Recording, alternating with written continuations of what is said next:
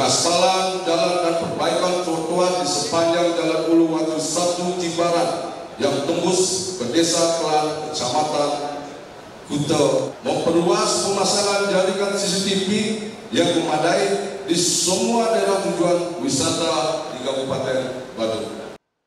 Fraksi PDI Perjuangan soroti infrastruktur pajak daerah hingga efisiensi anggaran.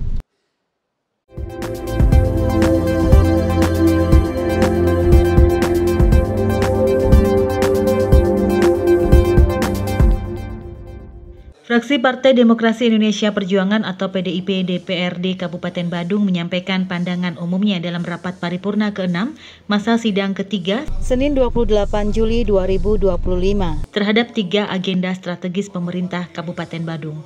Ketiga agenda tersebut adalah rancangan peraturan daerah atau Ranperda tentang RPJMD Semesta Berencana Kabupaten Badung tahun 2025 hingga 2029. Perubahan atas Perda Nomor 7 Tahun 2023 tentang pajak daerah dan retribusi daerah, serta rancangan perubahan kebijakan umum APBD dan PPAS tahun anggaran 2025.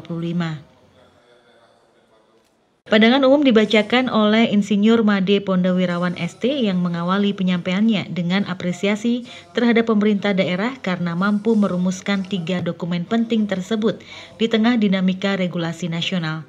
Fraksi PDIP menegaskan bahwa penyusunan RPJMD merupakan kewajiban konstitusional kepala daerah yang harus dituntaskan paling lambat 6 bulan setelah pelantikan, sesuai instruksi Menteri Dalam Negeri Nomor 2 Tahun 2025 dan Undang-Undang Nomor 23 Tahun 2014. Bahwa apabila penetapan RPJMD melebihi dari 6 bulan setelah Bupati dan Wakil Bupati dilantik yang jatuh pada tanggal 20 Agustus 2025, maka terhadap kelalaian tersebut anggota DPRD dan Bupati akan dikenai sanksi administratif berupa tidak dibayarkan hak keuangan selama 3 bulan. Prioritaskan infrastruktur pariwisata dan transportasi dalam masukan terhadap RPJMD 2025-2029, fraksi PDIP menekankan pentingnya pembangunan infrastruktur pendukung pariwisata demi menjaga Badung sebagai destinasi wisata unggulan.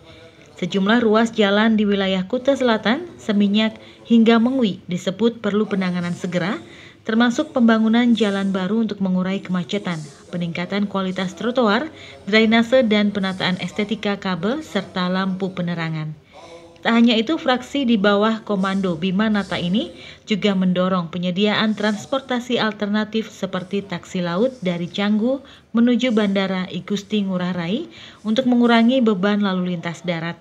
Penataan kawasan destinasi wisata juga disoroti seperti akses parkir di DTW Uluwatu dan revitalisasi kios serta jalur masuk ke Alas Palasange yang dinilai terbengkalai. Dukung revisi Perda Pajak, minta pemerintah patuhi tenggat. Fraksi PDIP menyampaikan dukungan terhadap langkah cepat pemerintah daerah yang menindaklanjuti hasil evaluasi Kementerian Keuangan dan Kemendagri. Perubahan ini dianggap krusial agar Badung terhindar dari potensi sanksi fiskal seperti penundaan dan pemotongan dana alokasi umum atau DAU, serta pencabutan hak keuangan kepala daerah. Sehubungan dengan dilakukan perubahan terhadap Perda Nomor 7 Tahun 2023 tentang PDRD, pemerintah daerah Kabupaten Badung juga melakukan perubahan substansi mengenai penambahan objek retribusi dan perubahan struktur dan tarif retribusi sesuai dengan kebutuhan dan potensi di daerah. Kami, fraksi PDI Perjuangan, mengingatkan kepada Bupati selaku penyelenggara pemerintah daerah berkewajiban untuk menyampaikan kembali perubahan atas peraturan daerah tentang PDRD kepada Menteri Dalam Negeri dan Menteri Keuangan paling lama 7 hari kerja terhitung sejak tanggal penetapan peraturan daerah tersebut.